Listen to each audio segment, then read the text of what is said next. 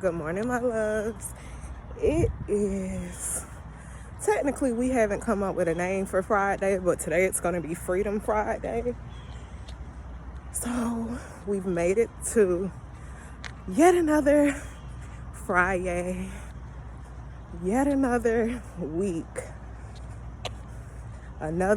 of love and lessons and learning and growing and progress and acceptance.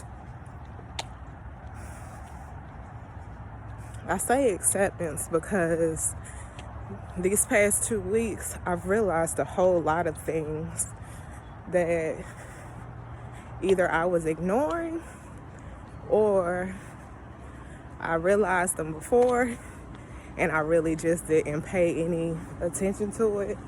Like, you know how sometimes in life you know what's best, you know that thing that you have to do to get you to that next level, you know that conversation that you need to have, you know you got to let people go or you need to show up in certain spaces. Like, you know that thing, you feel it in your body, you 100% know it needs to be done, but there's always that fight in you.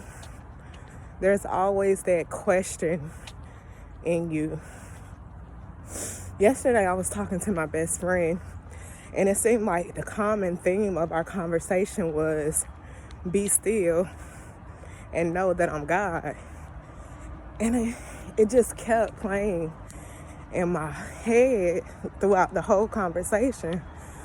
We're talking about knowing our worth and getting what we deserve, but we're also talking about how we kind of fight through situations, how we complain about situations, how we're dissatisfied about certain outcomes. And all God wants us to do is be still. Be still and understand that I will supply all of your needs. Be still and understand you are a lender and not a borrower. Be still and understand that you are above and never beneath. Be still and know and understand that you are the head and never the tail. Be still and trust in me. Be still and understand that I have equipped you with everything that you need. You have all of the power within you. You just have to call it out. You just have to put a name on it. You just have to speak. Because a lot of us aren't speaking. A lot of us are sitting, waiting, hoping, praying for that thing to come to fruition, but we're not putting in any work. And you know, my thing these past couple of weeks has been faith without works is dead. Yes, you can want it. Yes, you can need it. But how are you showing up for yourself so that you can receive it? How are you showing up for other people so that you can receive it, so that they can receive it, so that you can be fed and you can feed others? Like, how are you showing up in spaces? Are you giving random acts of kindness? That's the best way to make sure that you're still serving others. It doesn't have to be you paying for somebody's meal. It doesn't have to be you spending money on somebody. It can be something as simple as having a conversation with somebody. Talking to that stranger on the street that randomly just wants to tell you their personal business. Texting one of your friends or calling one of your friends that you haven't talked to in a while and just telling them how much you love and appreciate them. Calling your family members up and telling them how much you love and appreciate them. Be still, but do the work.